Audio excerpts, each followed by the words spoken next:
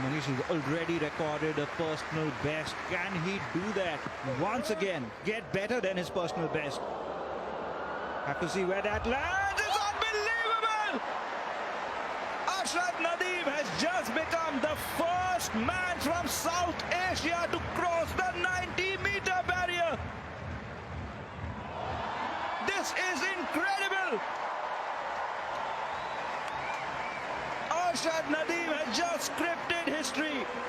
It is 90.18. It is a games record, and more than that, he's not just the first Pakistani, but he's the first South Asian to cross the 90-meter barrier. This is incredible. He has shredded the games record to pieces here in front of the world champion Anderson Peters.